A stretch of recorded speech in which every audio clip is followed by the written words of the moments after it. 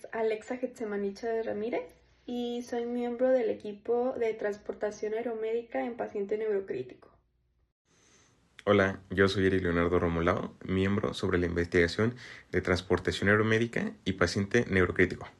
Todos somos alumnos del primero G de la Universidad Lamar Campus Vallarta y hoy en la materia de tecnologías de la información y comunicaciones vamos a realizar nuestra entrevista del proyecto sobre la investigación de la transportación aeromédica y con un enfoque en el paciente neurocrítico. Bueno, está aquí con nosotros Luis Méndez Cortés.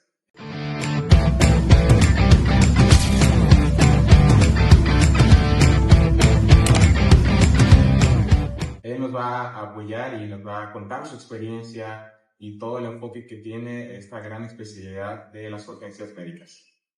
Pues bueno, Luis, ¿podrías contarnos un poco sobre ti y sobre tu trayectoria en general sobre las ciencias de la salud? Claro. Bien, pues primero que nada, gracias por la invitación y pues por darme el espacio para hablar un poquito sobre lo que es el transporte médico. Me presento, mi nombre es Luis Méndez, soy egresado de Cotlán, Jalisco, y dentro de mi formación soy técnico en urgencias médicas, soy licenciado en enfermería por la Universidad de Guadalajara, y bueno, una gran parte de mi formación profesional ha sido muy encaminada al tema de emergencias o cuidados críticos. Me he desarrollado en el tema de ambulancia aérea por 14 años aproximadamente, ya un ratito, casi 15. Y bueno, dentro de mi formación pues he tenido la oportunidad de tomar diplomados en urgencias, cuidados intensivos, ventilación mecánica. Tuve la oportunidad de certificarme como paramédico de vuelo certificado por el Consejo Internacional de Certificación de Especialidades y máster en cuidados intensivos, entre una gran cantidad de programas en soporte vital, educación continua, etc. Wow, pues con esta gran experiencia y vaya currículum que cargas, pues yo digo que para enfocarse en tanto las urgencias, yo siento que hay algún motivo en el cual las personas pasamos a algo que es más frenético, más adrenalina, no un campo tan controlado como es un centro hospitalario, el que estar en la calle, incluso el traslado del paciente. Entonces, ¿qué te motivó a dedicarte a esta especialidad tan exigente, vaya? Fíjate que en mi caso fue muy curioso, o sea, mi camino o mi inicio en el tema de ciencias de la salud fue muy curioso porque yo recuerdo un día tener la inquietud o la curiosidad de llegar a la Cruz Roja, al lugar donde yo soy, y yo buscaba genuinamente un curso de primeros auxilios, pero la realidad es que me dijeron, no tenemos cursos de primeros auxilios, tenemos un programa que se llama Técnico en Urgencias Médicas, es sabatino, dura un año, y yo dije, venga, ¿no? O sea, yo quería como empezar a interactuar con atención de pacientes y ver si realmente era algo que me pudiera gustar. Obviamente, creo que todos cuando empezamos en este tema tenemos como este trip de que empieces a adentrarte en el tema del paramédico, lo que hace, el impacto que genera o los retos a los que se enfrenta en la calle. Y empiezas a integrarte con todas las series y películas que ves. Algo me pasó muy curioso. Yo recuerdo muy claramente que veía todas estas series de donde salía el helicóptero bajando por los accidentes, paramédicos haciendo procedimientos muy complejos en la calle, toda esa clase de cosas. Pero sí tengo muy claro que cuando vi la escena de paramédicos dentro de un helicóptero y haciendo cosas, algo en mí dijo, ahí quiero estar. ¿Cómo? Te soy honesto, nunca lo supe. O sea, nunca fue como un, tengo que hacer esto, luego de aquí voy a hacer acá, y luego de aquí para acá, porque para esto necesito dar este paso. Honestamente, nunca pensé el cómo. Solo sabía que ahí quería llegar. Y un día se dio, sí tenía claro algo, o sea, tenía que prepararme, pero tenía una desventaja, porque cuando yo entré a mi curso de técnico de urgencias, recuerdo que éramos alrededor de 30 personas, pero si te soy honesto, solo éramos 4 personas los que nunca habíamos tenido interacción con pacientes. Todos los demás eran voluntarios que de alguna área de protección civil, que de alguna área de bomberos, algunos tenían experiencia en el área de socorros en el Cruz Roja Mexicano. Y era muy complejo o realmente era muy desafiante el hecho de que cuando decían, ¿quiénes nunca han tomado la presión de saber? Y pues en un grupo de 30 que solo 4 levanten la mano y digan, pues ¿cómo te explico que en mi vida ni siquiera sabía lo que era un estetoscopio? Entonces fue complicado. pero al mismo tiempo creo que fue bastante divertido. ¿Y qué edad tenías cuando empezaste ya, digamos, hiciste, voy a ser el técnico en urgencias médicas? Y posteriormente, ya que me contestes, ¿cuánto tiempo tomó el llegar a empezar a lo mejor tu primer día en el diplomado o especialidad de transportación médica o cuidados críticos? Fue muy curioso porque, por ejemplo, yo empecé muy chico, a los, ¿te gusta? 17, terminé mi programa, o sea, es que era como un programa extra. Antes se usaba que el programa realmente era muy corto. Como era una carrera técnica o un programa muy técnico, digamos que la información que tenías que recibir era muy concreta, era como muy encaminado a resolver la situación. Y si te pones a pensar, el tema de atender emergencias en un tiempo tan corto, pues era muy encaminado a resuelve, resuelve, resuelve. A lo mejor el fundamento no era tan grande, pero tenías que resolver. Dicho esto, cuando empiezo a integrarme en el tema de ambulancia aérea, fue muy curioso porque yo trabajaba en unas ambulancias terrestres y me acuerdo que yo venía a Guadalajara a estudiar la licenciatura en enfermería porque pues, yo quería aprender más, ¿no? Entonces, recuerdo muy claramente decirle a la persona que era mi jefe en ese entonces, ¿sabes qué? Gracias por el trabajo, pero yo no puedo continuar aquí porque yo me voy a Guadalajara. Y recuerdo que uno me dice, ¿y qué vas a hacer en Guadalajara? Le digo, pues es que quedé en la licenciatura en enfermería y la verdad es que pues me voy a vivir para allá. Y recuerdo muy claro que me dijo, ¿por qué no te vienes conmigo? Y yo, ¿cómo? Tengo una empresa que se dedica a esto, bla, bla. Y en ese entonces la ambulancia terrestre donde yo trabajaba era solo una de las 30 ramas que tenía. Entonces, me voy a Guadalajara, me entrevisto con mi jefe, pero ya en un tema de cambiar de rama. Y me dice, es muy curioso porque te voy a echar esa. Pero me dice, mira, te voy a ser muy honesto. Con lo que sales no me sirves por absolutamente nada. Y yo, ok, ¿qué hago en esta entrevista, no? Y me dice, pero te veo muchas ganas. Te veo muchas ganas y vas a venir, vas a aprender, bla, bla, bla. Y la verdad es que hoy en día la aerotransportación es muy diferente a como era 10 años, 15 años, 20 años atrás. En el sentido de que hoy hay programas diseñados para eso en México que te dan una orientación para poder decir, yo nunca he interactuado en esta parte, me voy a meter en un programa formal, pero en mi muy particular caso fue empezar a especializarme con un conocimiento un poquito más profundo, que de entrada tomar algunos cursos, posteriormente era adentrarte en situaciones de terapia intensiva, pero con la experiencia o el escenario que traías detrás de la calle, era de cómo aplico estos conceptos del curso que tomé, que me habla de un manejo en la terapia intensiva, qué de esto me funciona para migrarlo a la calle. En mi caso así fue. Obviamente, la empresa tenía un programa de formación interno, pero solo accedías a esa clase de cosas como estando ahí dentro, era como empieza tu formación. Hoy es diferente, hoy hay programas que son accesibles para todo el mundo, siempre y cuando sean profesionales de la salud, pero no fue hasta que yo ya tenía ciertos años haciendo esto que un día se abre la oportunidad de tomar un programa y dijeron, venga, vamos a adentrarnos en esa parte. Pero yo ya tenía años previos de práctica o experiencia hasta que yo... Bueno, y ya con tanta experiencia, el tema de cómo fue el traspaso para empezar en la transportación aeromédica, pues ya con ese contexto, ¿cómo es un día siendo un enfermero paramédico de vuelo? Ahora sí que en un día que dice, ¿sabes qué? Tenemos un traslado. ¿Cómo es desde el principio, desde la activación hasta, pues, ahora sí, regresar a casa o a algún lugar? Mira, en mi caso, creo que hay dos vertientes muy diferentes porque el transporte aeromedico tiene dos partes. Están los que se dedican a la ala rotatoria, que es básicamente como le llamamos a los helicópteros, y están los que se dedican al tema de ala fija. En mi muy personal caso, yo he tocado desarrollarme en ambos, pero la mayor parte de mi experiencia, como ha sido un sector privado, el ala fija es muy frecuente en México. Entonces, el traslado de pacientes en avión es como la parte en la que más me ha tocado desarrollarme. En ese sentido, pues bueno, para empezar, eh, son trabajos que requieren mucha disponibilidad de tiempo. Entonces, Te hablan, te activan un servicio y pues para empezar te mandan toda la información. Tienes un escenario para esperar, un paciente que se encuentra de tales características, te mandan un resumen, te dicen va de aquí para acá. Y en ese sentido, pues bueno, se arma toda una logística para empezar el día. Si yo ya estoy fuera y me dicen, ¿sabes qué, Luis? Mañana tienes un paciente que trasladar y despegas a tal lugar para ir con el paciente, ¿cómo funciona? Bueno, para empezar, desde que te activan un vuelo, tú ya tienes información relevante de tu paciente. O sea, cuáles son las características del paciente por el que vas.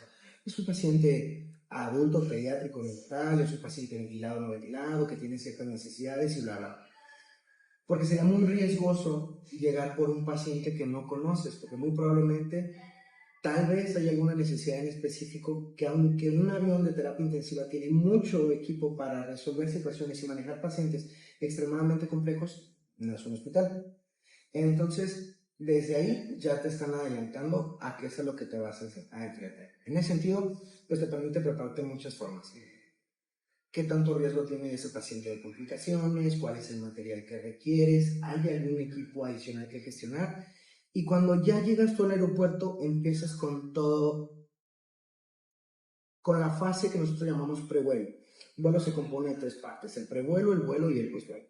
El prevuelo es como toda la parte de la preparación.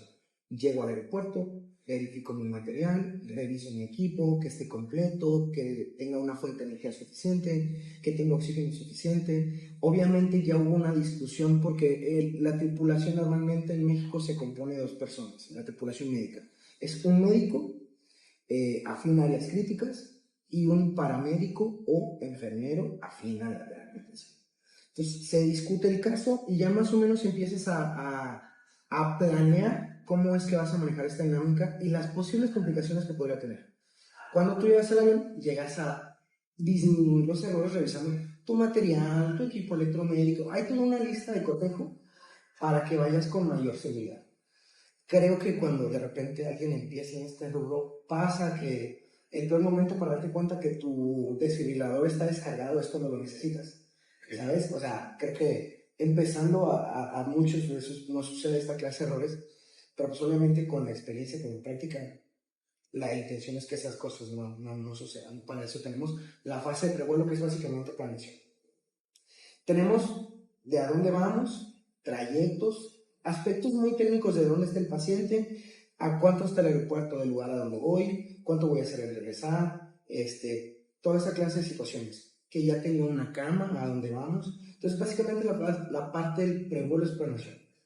Llegas con el paciente, lo valoras, empiezas a instalar tu equipo electromédico. Hay o no necesidad de hacer algunos cambios, pues eso se discute en la tripulación, el médico y el paramédico como que van. Y básicamente es ir dándole el soporte al paciente que requiera durante el tema. Bueno, hay muchos aspectos técnicos que dependen de la condición. Y una vez que aterrices, pues básicamente es asegurarte que el paciente llegue de una manera segura en iguales o mejores condiciones que como lo encontraste. Termina el vuelo y siempre hay como una especie de briefing de, ok, tuvimos algún detalle, no tuvimos, a lo mejor hubo retrasos, a qué se debieron y cómo podría ser mejor. Cierras, te vas a descansar hasta que te toca la secuencia. Bueno, ya con ese contexto de, digamos, todo lo que requiere, pues vaya, 3 etapas, dices, el pre, el durante el vuelo y pues el vuelo.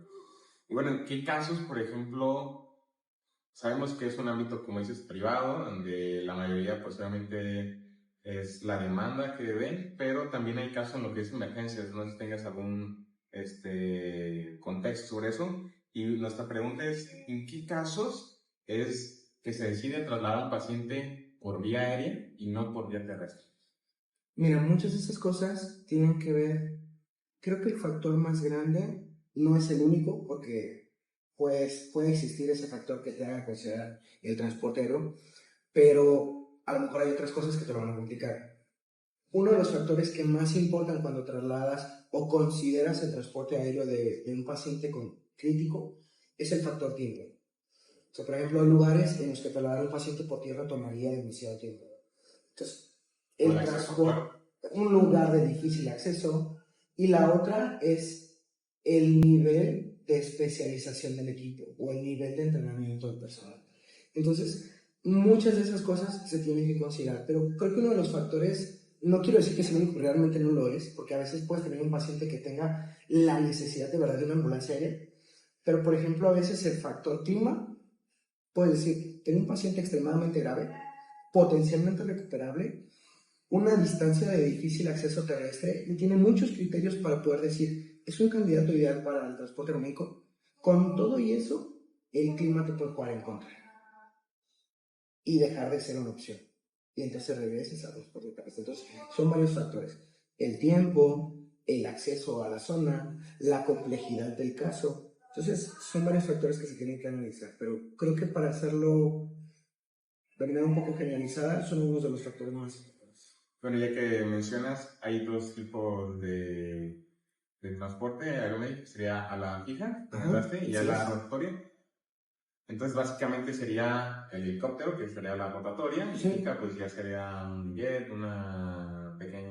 Un avión, básicamente. Un avión. ¿Y cómo se compone el equipamiento que tiene cada uno? Yo sé que a lo mejor todos requieren como un estándar, porque es transporte aeromédico, pero ¿qué diferencias tienen o el equipamiento, cómo es manipulable dentro de un helicóptero y cómo es dentro de un avión? Ok, bien. La realidad es que dependiendo del sistema que desarrollas, tienen sus peculiaridades. Si bien es cierto que existe una normativa que dice cuál es el equipo que debe existir a bordo de una ambulancia aérea, hay ciertas particularidades que lo vuelven diferente entre cada grupo. Por ejemplo, un helicóptero es una excelente alternativa cuando vas a llegar a una zona de difícil acceso.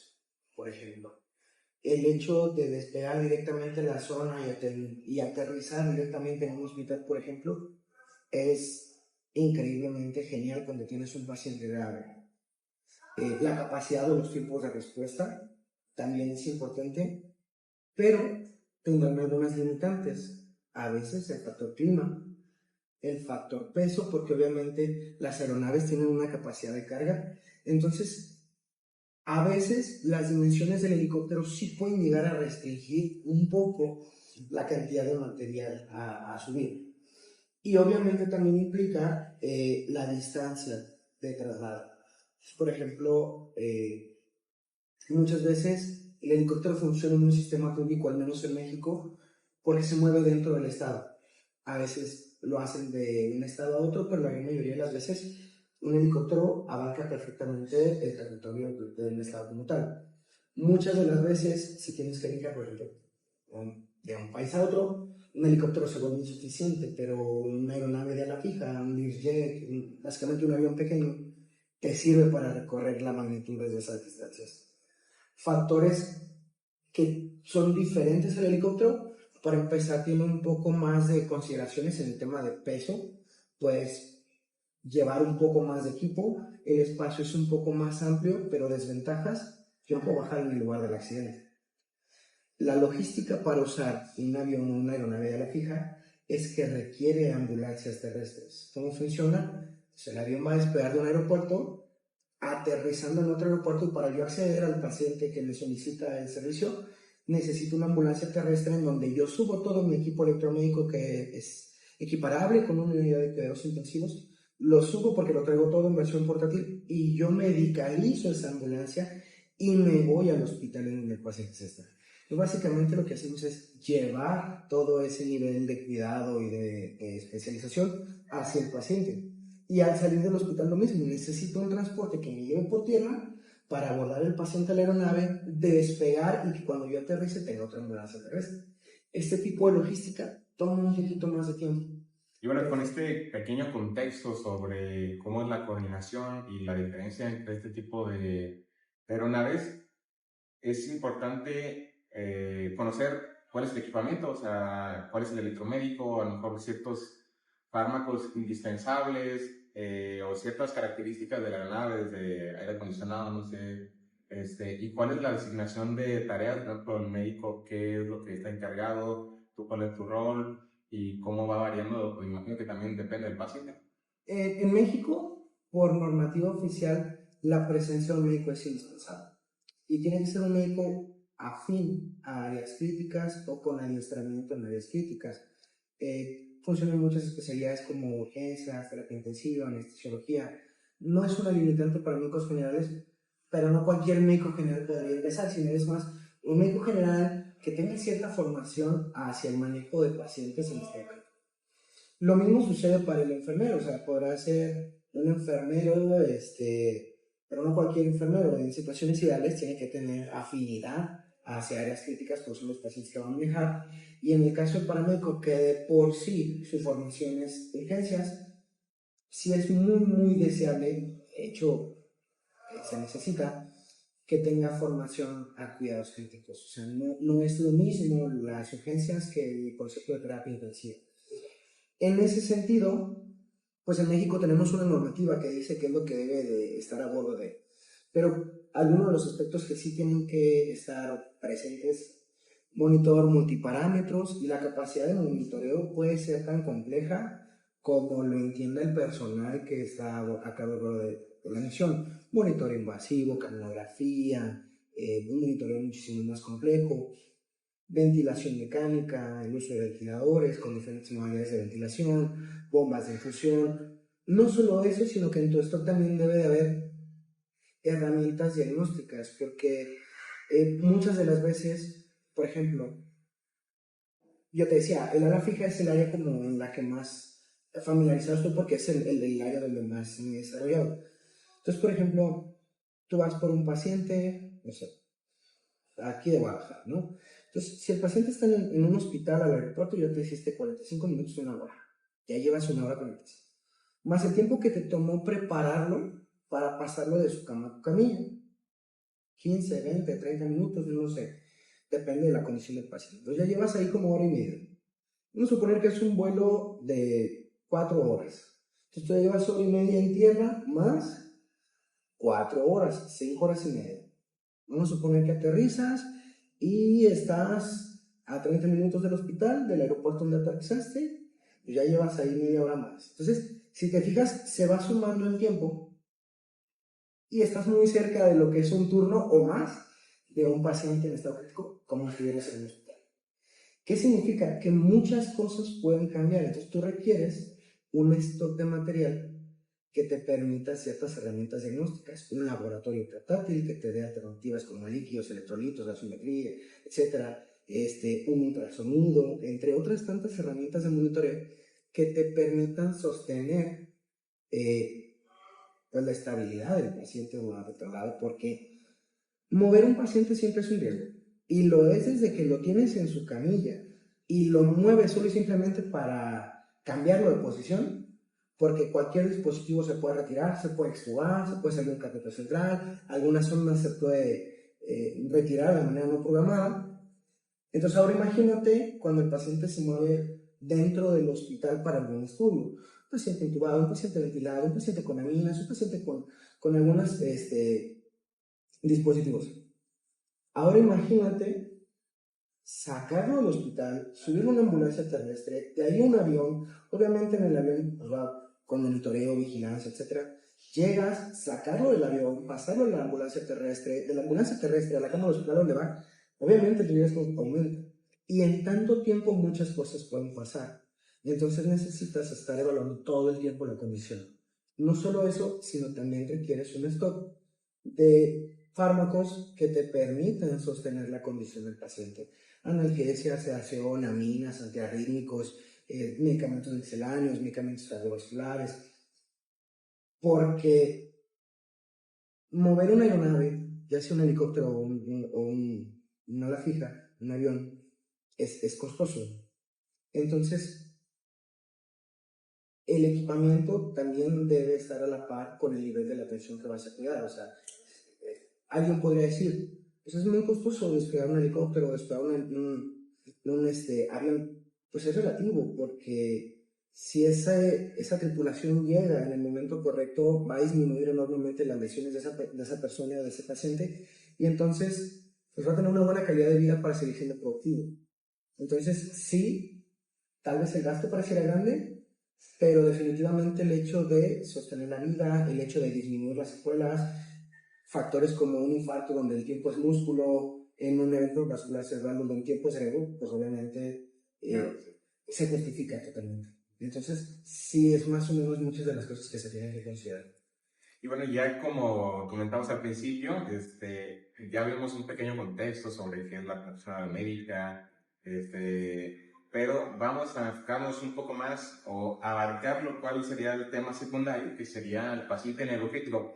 Primero, cuéntanos qué es para que un paciente, ya sea lo distinga a los demás y sea catalogado como, ¿qué es un paciente neurocrítico? Pacientes cuya afección neurológica requiera ciertas estrategias de vigilancia, ciertas estrategias de monitoreo y obviamente que nos permitan muchas veces limitar las lesiones secundarias que vienen a raíz del padecimiento principal. Entonces, básicamente es la condición que a veces no necesariamente tiene que ser de soporte, pero también tiene que ser mucho de vigilancia, porque en cuanto algo te cambie, pues entonces necesitas intervenir de cierta manera para disminuir esas lesiones, esas secuelas, esas condiciones que pondrán en riesgo la función neurológica. ¿Y qué tipos, por ejemplo, de enfermedades o patologías o lesiones son subsecuentes? ¿Tanto un trauma en el cráneo o algo que sería? Tal vez hay muchas, pero quizá entre las más frecuentes podríamos hablar de lesión cerebral traumática, podríamos hablar de evento vascular cerebral, padecimientos como edema cerebral, hemorragias intracraneales, tumoraciones, etcétera, etcétera. O sea, tal vez algunos de los aspectos como más generales. Obviamente hay más, ¿no? Sí, claro. Pero algunos de los, podemos decirlo, quizá los más frecuentes. Y bueno, encaminando lo que sería el transporte y combinando lo que es el paciente neurocrítico, ¿cuáles son los principales retos en general que al trasladar a un paciente de este estilo? Como por ejemplo, Un paciente neurocrítico que, digamos, sufrió un evento cerebrovascular hemorrágico. ok. Aquí hay que valorar condiciones. O sea, existe la posibilidad de que el paciente pueda ser tratado en el estado, solamente desgarros, pero si el paciente por su condición necesita llegar a otro lugar, las estrategias no son tan diferentes de lo que vigilas en la terapia intensiva, como los niveles de oxigenación, los niveles de dióxido de carbono, la permeabilidad de la vía aérea, la presión intracraneal, cómo está la perfusión dentro, a nivel, la presión de perfusión cerebral, presiones medias, etc.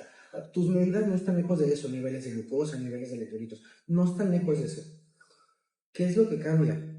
Que cuando yo traslado a un paciente, lo voy a someter a una serie de cambios que podrían complicarme su condición de base. Por ejemplo, el simple hecho del despegue de una aeronave de ala fija puede comprometer la presión intracraneal. El aterrizaje y las fuerzas de desaceleración pueden comprometer la presión intracraneal. ¿Qué es lo que cambia? Pues la complejidad de la vigilancia o el monitoreo, por ejemplo. Algunas mediciones con ultrasonido que te permiten ir identificando la tendencia de la presión intracraneal. Algunos pacientes lo recibimos con sensor de presión intracraneal y requieren un monitoreo constante de esa presión cómo va y obviamente sostener ciertas medidas de presión arterial para mantener una perfusión a nivel cerebral. Entonces, te voy a dar un ejemplo. A muchos pacientes, y en específico a la lesión cerebral traumática, eventos de hipoxia o de una oxigenación inadecuada o insuficiente les pega durísimo. Tú, en una terapia, en una sala de urgencias, en un contexto prehospitalario, tratas de evitar la depresión en otros pacientes y usas medidas para evitar que esto suceda. Pero cuando tú decides transportar vía aérea a un paciente, el riesgo de hipoxia existe en todos. Entonces, yo ya tengo un paciente que es sensible a la hipoxemia y cuando lo voy a tomar por vía aérea, yo ya sé que ese paciente muy probablemente va a tener un requerimiento de oxígeno mucho más alto. Por darte un ejemplo de importantes cosas, más los aspectos propios como el despegue, el aterrizaje, todo este tipo de situaciones son las que cambian cuando yo decido trasladarlo. Digamos que mis metas son las mismas, pero yo tengo que conocer perfectamente cuáles son los cambios a los que los voy a exponer para que mi paciente no presente estas complicaciones. Yo vuelvo el paciente en un helicóptero, que es una aeronave no presurizada, que el paciente puede desarrollar muy fácilmente una hipoxemia, más cuando voy a un destino con altitudes mucho mayores donde yo lo encontré, pues obviamente ese paciente va a tener un requerimiento más alto de oxígeno. Eso me obliga a mí a tener una evaluación de la oxigenación más detallada, ¿sabes? Si lo tengo sometido a un tratamiento como ventilación mecánica, Pues entonces tengo que evaluar las estrategias de ventilación, requiere o no más aporte de oxígeno, cómo se está moviendo el dióxido de carbono, el despegue en un avión me complicó la presión arterial, llegó a generar una disminución en la presión, que tanto lo bajó y obviamente yo espero o genero estrategias para que ese tipo de cambios a los que yo lo voy a someter no me comprometan las notas que yo busco en ese paciente. No sé si me explico. Entonces, eso es mucho lo que hacemos en mi transporte médico. Yo ya sé los cambios a los que está expuesto, cómo lo protejo para que el hecho de trasladarlo no le complique más que lo beneficie. Ahorita que nos cuentas sobre, pues vaya, muchos cambios que se pueden generar a través de la transporte médica, imagino que es como una fisiología. Ahora sí sabemos que el cuerpo no está diseñado para volar. Entonces, ¿cómo es, a grandes rasgos, qué cambia, por ejemplo, un traslado en temas atmosféricos o físicos? ¿Qué cambia lo que es un paciente que esté trasladado por vía terrestre? Al simple hecho de que, como dices, la presión intracranial puede elevar, la demanda de oxígeno, la fisiología de vuelo, básicamente, ¿qué aspectos son, sabemos de eso? El cambio y el cuerpo se enfrenta. Si te soy honesto, es un tema bastante extenso. Pero así, a grandes cosas, digamos, cambia esto. No podría sintetizarlo en 3, 4 conceptos porque realmente es complejo. Sí te voy a decir algunos de los más importantes. Por ejemplo, a mayor altitud, mayor expansión de los gases. ¿Qué es lo que hace? Que tal vez yo puedo tener un paciente en tierra con un neumo simple, pero si no lo identifico, una vez que se empiece a elevar esa aeronave, pues el paciente se haya atrapado en algunas áreas que no debería de estar. Pues va a empezar a aumentar de tamaño, va a empezar a expandirse y a lo mejor un neumotórax simple que a nivel de tierra donde se encontraba el paciente no generaba mayor problema más que a lo mejor un poco de disconfort. Cuando tú decides transportarlo vía aérea, puede que el paciente sea sensible a estas leyes físicas, ese gas se expanda y entonces el paciente allá arriba te da una clínica de un neumotórax de tensión, por darte un ejemplo, ¿no? Obviamente, a mayor altitud existe menor presión barométrica, por lo tanto, digamos que los gases no ejercen la misma presión sobre el tracto respiratorio y, digo, no es tan simple como pero digamos que los pacientes, una vez que los sometes a un transporte, muchas de las veces son sensibles a desarrollar hipoxemia. Entonces, ¿qué implica eso? Pues que entonces muy probablemente el paciente en tierra tenga ciertas necesidades de oxígeno y una vez que yo lo traslado por esta vía, muy probablemente va a llegar a requerir mayores porcentajes o aportes de oxígeno. Una FiO2 muchísimo mayor. Tal vez no muchísimo, pero sí va a necesitar probablemente más que lo que estaba recibiendo a nivel de tierra. Otra de las cosas es que básicamente a mayor altitud también hay una disminución de la temperatura. Entonces hay pacientes que son muy sensibles a la hipotermia. Entonces si yo entiendo que volar un paciente implica que la temperatura vaya disminuyendo en algunas aeronaves, porque en aviones, por ejemplo, esta parte es controlada, pero tal vez no en un helicóptero, pues entonces yo tengo que proteger a mi paciente, por ejemplo, un paciente pediátrico, un paciente recién nacido, un paciente con quemaduras, que son muy sensibles a disminuir su temperatura corporal. Pues obviamente el hecho de volar implica que tenga que proteger más todavía esa zona, ¿no? Son solo algunos aspectos de una variedad enorme de casos. Es toda una formación especializada en temas de salud, pero es solo como para mencionar algunos de los aspectos. No son todos, pero algunos de los que más relevancia. Bueno, y ahora que ya sabemos un poco de los contextos sobre la transición médica, lo que es el paciente neurocrítico, nos gustaría enfocar también o abarcar sobre lo que sea la experiencia, lo que has tenido en la transición médica. Si tienes alguna experiencia en la cual en temas logísticos o de atención hayas visto que el simple hecho de ver a un paciente o le haya complicado o en el centro hospitalario donde estaba o el receptor o en temas logísticos esta línea, esta cadena de supervivencia que va llevando al paciente haya visto que hay un cambio drástico en el cual han decidido tomar mejores acciones o ciertas decisiones para el bien del paciente que no preveían. Creo que puedo contar un caso. Recuerdo hace bastantes años ya, eran de los primeros escenarios, donde, por ejemplo, había un traslado que estaban solicitando y requerían con mucha urgencia un tema de un terapista respiratorio. Yo te mencionaba hace un momento que digamos, la tripulación clásica es el médico y un enfermero o paramédico, afín al asunto, ¿no?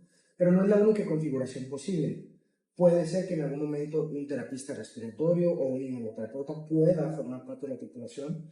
En algunos escenarios, algún enfermero o enfermera perfusionista puede formarse parte para tratar pacientes de cierta complejidad o con ciertas necesidades muy específicas, y también los médicos, ¿no? Pero en este caso el que yo te hablo era un paciente que con desesperación, y literal era una desesperación, estaban solicitando un terapista respiratorio. Por parte de la empresa fue como un tema de nuestro personal maneja bastante bien aspectos de ventilación mecánica, o sea, no son inmunoterapeutas, pero para el área a la que se desempeñan manejan y tienen las competencias para las estrategias de ventilación mecánica, ¿no? Y entonces, pues aceptaron, ¿no? Pero también sucede en los carros que de repente como de dónde van, a pesar de que ya tienen como un itinerario de tanto tiempo se despega, los aspectos logísticos, ¿no? Recuerdo que cuando llegamos, pues era un paciente que se encontraba en un hospital con recursos bastante limitados, no tenía terapia intensiva, y entonces literalmente nos decidieron en entrar al hospital, o sea, afuera de la entrada del hospital, y fue como un vengan ya, y es como de, dame un segundo, déjame preparar un material para regresar. Y pues literalmente fue así como de, nos surge que se le lleven, ¿no? Yo creo que en el contexto de las emergencias todos conocemos estos escenarios donde de repente está la papa caliente y algunos urge con esta necesidad de ceder esa responsabilidad. Entonces llegamos y un paciente que se encontraba con ventilación invasiva, con un estado neurológico alterado, saturando alrededor de 70%, usando todos los músculos accesorios que te puedas imaginar, un paciente con una falla respiratoria tremenda. Y recuerdo muy claro que el reporte que nos dieron fue, lo hemos podido sostener con ventilación invasiva. Y yo veía el número y decía, tiene una saturación de 70, así que tú digas que es, no estamos cerca de las ventas que se buscaban, ¿no? Entonces, recuerdo muy claro que el doctor con el que yo iba, que aclarando es, al final del día es la autoridad durante el vuelo. Las decisiones siempre son compartidas, siempre se toman en conjunto, pero al final del día pues, también el médico tiene un bagaje más amplio de información, ¿no? Una posibilidad más amplia de información. Entonces, recuerdo muy claro que el médico dice, ¿sabes qué? Prepara todo, lo vamos a intubar. No encuentro, ¿cómo decirte?, la expresión de la persona que estaba responsable en ese momento para decir, no, si no lo vas a intubar, llévatelo ya. Y dice, no, bueno, es que nos hablaron y este paciente no está en condiciones de que lo lleve. O sea, el hecho de que este paciente colapse o fallezca durante el traslado es más que esperado si lo llevo como está ahorita. Entonces, si bien es cierto, en el mejor de los casos llegas a continuar un tratamiento, como tripulación de cuidados críticos, también tienes la facultad y la capacidad para resolver aquellas situaciones que el hospital de origen o la institución de origen donde se encuentra tu paciente no pudo resolver. Porque puede pasar que llegue un equipo más especializado a un lugar con menos recursos, y a veces no es que no sepan, a veces no tienen el recurso. Entonces sí se espera que el equipo de traslado tenga o el mismo nivel o un nivel más alto, y que el paciente vaya, pues obviamente, a un lugar con mayor capacidad de cuidado y atención. Entonces recuerdo que dices, ¿sabes qué? Prepara todo, lo vamos a llevar. No lo podemos llevar así, ¿no? Y en ese momento, ya sabes, preparas todo tu equipo, bla, bla, bla. El paciente tenía muchos indicadores de vía aérea difícil, y pues el riesgo de no poder intubar siempre existe un paciente. Entonces, en la ambulancia aérea, si tienes que tener como la mayor cantidad de dispositivos o herramientas que te permitan asegurar la vía aérea. Guías, supraglóticos, videolaringoscopio, guía quirúrgica, y eso está normado. Entonces, recuerdo muy claro que era una negativa de no. Para no hacerte la historia más larga, no es hasta el tema donde se llega a la inducción para proceder a la intubación endotraqueal, en donde el médico con el que iba se da cuenta que la viera estaba tremendamente hematizada, o sea, traumatizada. Era un paciente, claro, era un paciente que tenía criterios, obviamente, de intubación, pero tenía muchos factores que lo hacían una viera difícil, un paciente difícil de intubar, Y entonces ellos trataron de intubarlo, no pudieron y entonces se fueron a la ventilación invasiva. En el aspecto de decir, no lo intubes, no lo intubes, no lo intubes, era porque no querían que se evidenciara este paro. Entonces, básicamente, el paciente se sedó, uso de videolaringoscopio, uso de buggy, bla, bla, el paciente se intuba, se seda, se bla, bla, y nos lo llevamos en condiciones para ser tolerado. Es uno de los escenarios donde dices, la tripulación impacta en el pronóstico del paciente. O sea, no es solo llego y me lo llevo tal cual lo encontré, sino qué puedo hacerle o cómo puedo complementar el tratamiento que aquí ya le hicieron y que vaya en mejores condiciones. Entonces, cositas como esas son las que hacen que la tripulación de verdad tenga un impacto positivo y que al final del día el paciente lo va a notar. Entonces, es una de las tal vez tantas cosas que podríamos ver, pero es una de las cosas. Bueno, pues con todas las experiencias ya que nos platicó hace ratito, ahora vamos a ir un poquito más como a la preparación, al entrenamiento pues que se necesita para llevar a cabo este tipo de transporte. Entonces, como qué tipo de capacitación o certificación se necesitan para trabajar en transporte aeromédico. Ok. México mucho lo que hacemos es como partir de unas certificaciones iniciales que es como una especie de tronco común. Vaya, hay programas de educación médica continua, SPS, que habla de atención cardiovascular en adultos, programas de atención avanzada en pediatría, reanimación neonatal, pacientes de trauma, clínicos. O sea, hay una serie de certificaciones que se vuelven como un tronco común, por así decirlo, porque hay un tema con el tema prehospitalario que dentro del tema de transportes o de atención o de traslados, existe el traslado primario y el secundario. El primario es básicamente llevar al paciente en la escena, y te estoy hablando de un paciente que no tiene absolutamente ninguna intervención, que llegas por él al lugar del accidente, que llegas por él a su lugar de trabajo, que llegas por él a su propio domicilio, y no tiene ningún antecedente como tal de otro profesional de la salud la mayoría de las veces. Pues es un paciente que vas a empezar a intervenir, que vas a empezar a evaluar, que vas a empezar a invadir y empezar a tratar para que cuando llegue a la sala de urgencias puedan darle continuidad a lo que el personal hospitalario ya inició. En el interhospitalario es básicamente llegar por ese paciente que ya está tratado, que ya tiene ciertos procedimientos invasivos, que ya tiene ciertos estudios del laboratorio, y entonces eso implica que haya un poquito de mayor profundidad en el manejo de la información. Entonces, estas certificaciones que yo te hablo es como el tronco común, porque el paramédico durante su formación, así sea una licenciatura hospitalaria, un técnico superior, algún otro programa diferente, en su formación troncal no está listo para subirse a una ambulancia de cuidados intensivos, porque originalmente su perfil es otro. Con ciertos programas que se vuelve como un tronco común, por así decirlo, igual no es obligatorio, pero es bastante deseable. Por ejemplo, en Estados Unidos sí se exige, en México no son tan obligatorios, pero ayudan. Es como, así es como el punto de partida para de ahí migrar a aspectos más especializados, como por ejemplo terapia intensiva, que te implica saber un poco más de cierta farmacología, conocer ciertos dispositivos que tal vez como paramédico no estás tan familiarizado.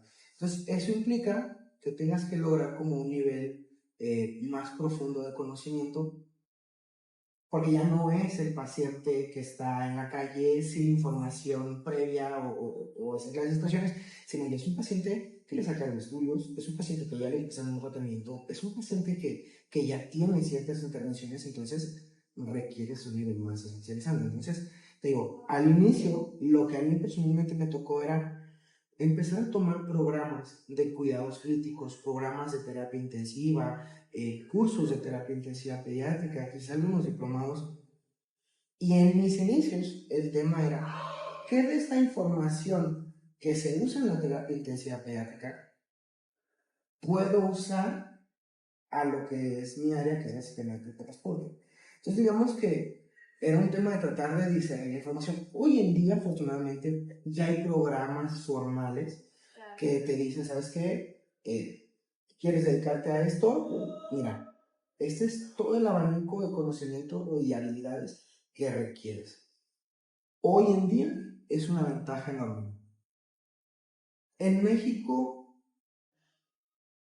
no son como tal especialidades o un grado académico, por así decirlo, porque muchos de estos son diplomados, pero definitivamente son el parteaguas para generar una mayor profesionalización Una en mejor esta área. preparación más que nada. Así es. Porque, por ejemplo, un enfermero recién egresado tiene un perfil más competente para desarrollarse en el hospital. Un médico puede desarrollarse en el hospital ciertas habilidades. Entonces, digamos que el recurso humano hay suficiente, ¿no? Entre comillas. Pero el paramédico, por ejemplo, por sí solo no tiene naturalmente el nivel de entrenamiento que se requiere para esa parte. Tampoco un urgenciólogo, tampoco un anestesiólogo. Entonces, sí requiere empezarse a involucrar en esta dinámica de lado para que le quede claro o entienda las diferencias que puede ser una ambulancia de terapia intensiva, pero no la sala de terapia intensiva del hospital. Puede ser un excelente intensiólogo, pero hay cosas muy propias del transporte de terapia que no se pueden hacer en la sala de urgencias. Entonces, estas diferencias sí requieren una formación especializada entre estas dos. Entonces, hoy en día hay programas que ya te forman para llegar a esa parte. Antes no era tan frecuente. En otros países probablemente sí, en México no era frecuente tener esos otros servicios. Y induciendo más en este campo, pues, ¿qué habilidades usted considera indispensables como este trabajo? Pero habilidades más que nada personales. Mira, requieres de verdad el tema de saber trabajar bajo presión.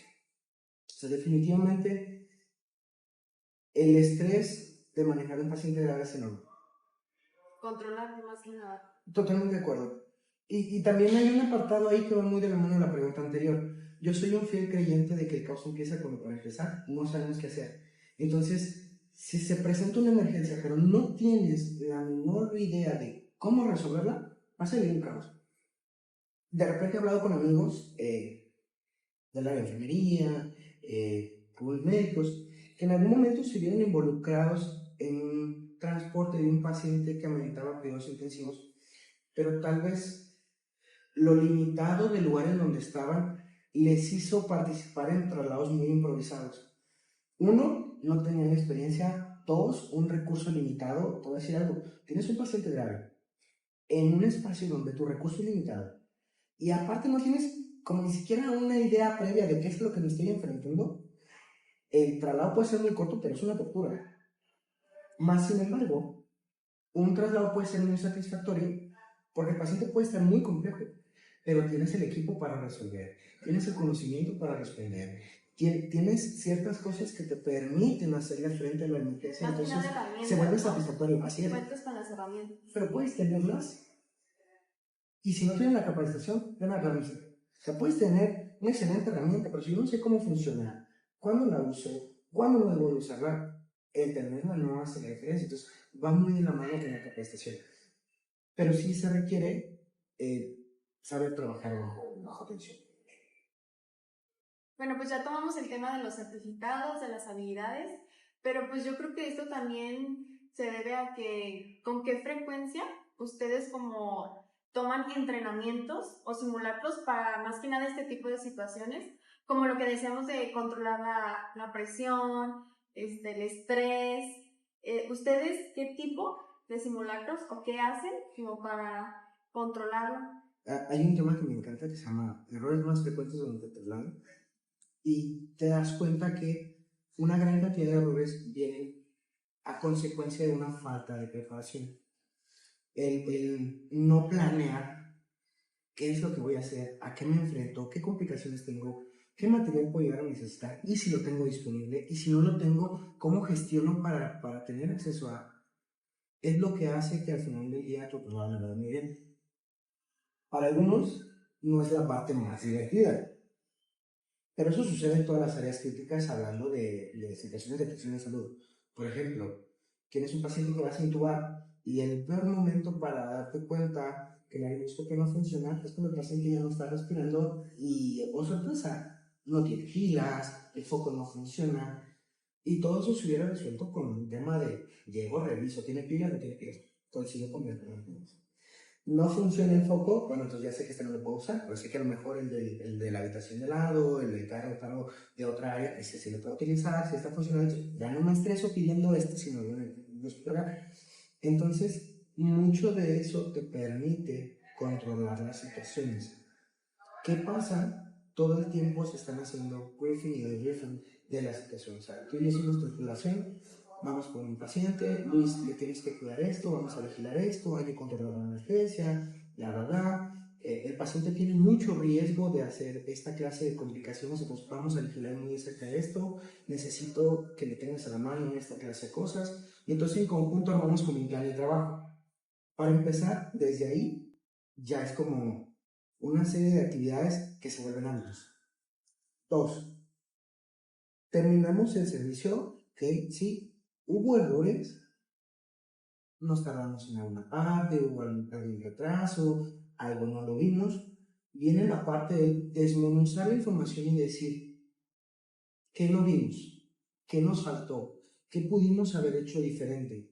Y entonces esto se vuelve otra especie de simulacro, que si tú lo haces vuelo tras vuelo, una, se vuelve un hábito y dos, empiezas a generar esta dinámica de aprendizaje y mejora constante. También hay habilidades que se tienen que mantener constantes, como algunas de estas certificaciones tienen vigencia, y otro de los aspectos es simulacros de atención de pacientes con ciertas características.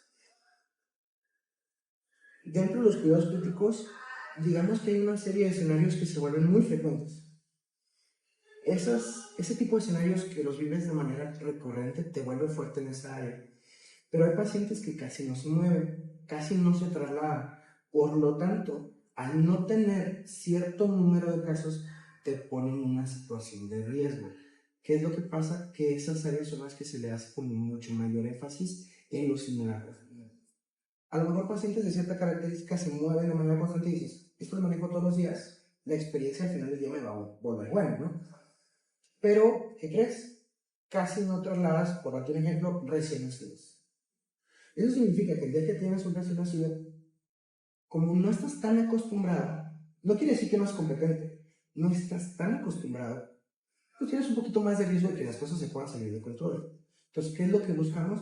Que en esos escenarios que no son tan frecuentes, al menos por simulación te mantengas vigente. Entonces, son habilidades de poca frecuencia, pero de muy alto impacto. Eso es más o menos lo que necesitamos. Y bueno, al estar en este tipo de situaciones, ¿a usted como qué le ha servido, qué le ha funcionado para mantener el estrés o en este caso el control en una urgencia aérea? Te mentiría si te digo que nunca pierdes el control. No se puede. Pero creo que regresar a tus prioridades de atención, a tus consideraciones, conocer tus protocolos de atención, pero ser un fiel creyente que todos vienen cuando nos tenemos que ser. Entonces, mientras más conocimiento tienes, menos sorpresas te puedes llevar. Entonces, entender que uno es una modalidad de transporte, o sea, tienes un quirófano, ¿sabes? Que tiene una capacidad resolutiva de ciertas cosas. Y aunque traes muchas cosas y más que varias salas de terapias intensivas, pues no son unas, ajá, o sea, no tienes un banco de sangre arriba del avión, si me explico, si el paciente requiere sangre. Que sí es importante tener muy claro, uno, mi alcance, hasta dónde se puede con el equipo que tenemos disponible y hasta dónde puedo resolver ciertos escenarios como equipo, una tripulación, y también reconocer, hasta aquí ya no. Te voy a poner un ejemplo.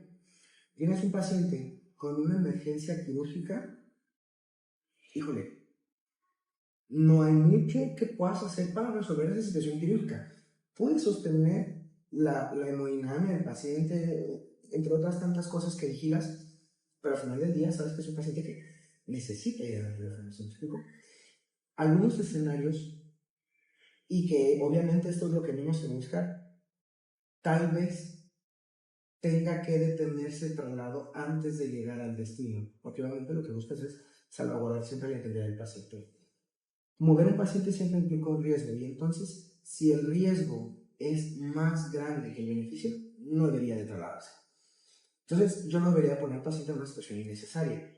Bueno, dicho esto, si se identifica una situación en la cual la complicación no era esperada y el paciente requiere un nivel de cuidado diferente, claro que existe la posibilidad de que el traslado termine antes de llegar a su destino. Y entonces el avión probablemente tenga que descender y llevar al paciente al destino más cercano, ¿se me explico? Pero hay situaciones en donde el paciente puede complicarse, pero traes las herramientas diagnósticas, traes la vigilancia, traes para ir monitorizando cómo va la condición del paciente y ciertos medicamentos para decir, esto lo puedo controlar. Entonces, aunque tuvo un evento agudo de complicación, dices, bueno, tengo cómo limitar o cómo controlar esta situación, entonces es la de seguir. Pero ese límite es bien delgado y es, creo que muy, muy de la mano del equipo que tengas experiencia. Y obviamente, de lo que tú puedas vigilar en tu paciente. Mientras más cosas puedas evaluar, menos sorpresas puedes evaluar. Bueno, y ya sabiendo un poco de esto, ¿cuál ha sido como la experiencia que a usted más que nada lo ha marcado en este tipo como de urgencias? Más que nada en el transporte aéreo, ¿cuál ha sido como la que ha dicho, ay, esta fue como la que más me marcó, pues la que más aprendí?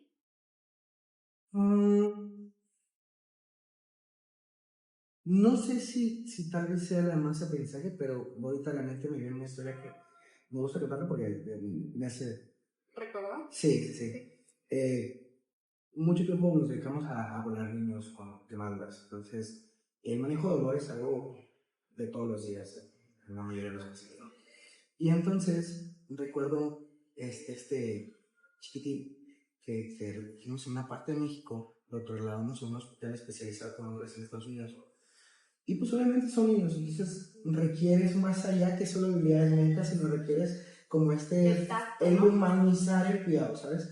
Y entonces recuerdo que la niña no se dejaba tocar, básicamente en el hospital, porque tenía demasiado dolor, o sea, y eso hacía que estuviera demasiado irritable, ¿no?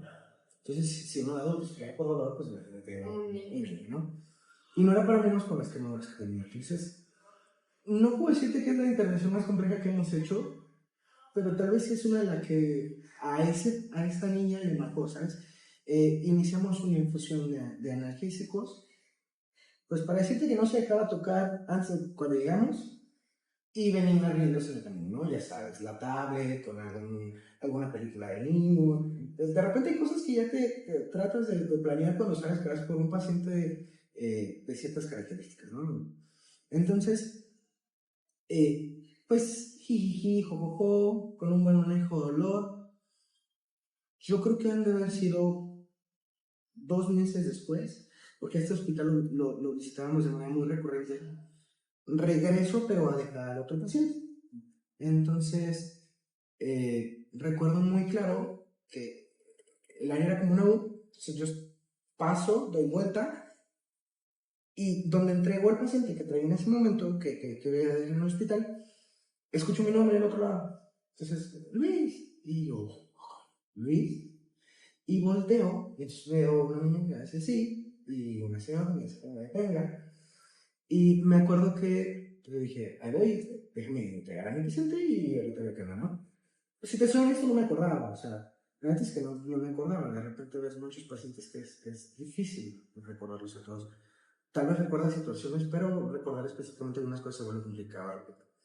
Y entonces me acuerdo que entregó a mi paciente, me voy a esa habitación y me dice, no, la mamá no se acuerda de nosotros, y yo, híjole. Y me dice, usted llegó a tal lugar con nosotros, bla, bla, y yo, ya sé. ¿Qué onda? ¿Cómo estás? Y no sé qué, bien. Ya me dijeron que en tanto tiempo me voy a mi casa y bla, bla. Y me dice, cuando llegaste, te escuchó. Y dijo, es Luis. Yo, pues, si soy honesto, no recuerdo honestamente si le dije mi nombre. Tuve que haberlo hecho cuando la presentación, pero no sé qué tan frecuente puedo decir. Lo que sí es que yo tengo como un parchecito, tengo unas citas y me pongo mi nombre, y la niña se le quedó muy grabado, Luis, mi nombre. Y entonces, cuando voy entrando al hospital, dice, mira, ese muchacho que entra. Y entonces a la niña se le quedó muy grabado que antes de que llegáramos nosotros por ella, todo era dolor. Y llegamos por ella y ya no había dolor. Entonces, tal vez no es la intervención más compleja, pero sí fue como lindo ese recuerdo de decir, no, padre, ¿sabes? O sí, más que nada yo me imagino la satisfacción de saber que, o sea, se quedó como ese granito de arena en una persona. Sí. Y bueno, estando en esto de las experiencias, ¿cómo se siente al saber que su labor puede marcar la diferencia entre la vida y la muerte de un paciente? Creo que es un gran bonito. Y es satisfactorio decir que fuiste parte de una cadena de intervenciones porque no siempre son momentos aislados, pues, o sea, es una serie de varias intervenciones lo que hace que al paciente le vaya bien.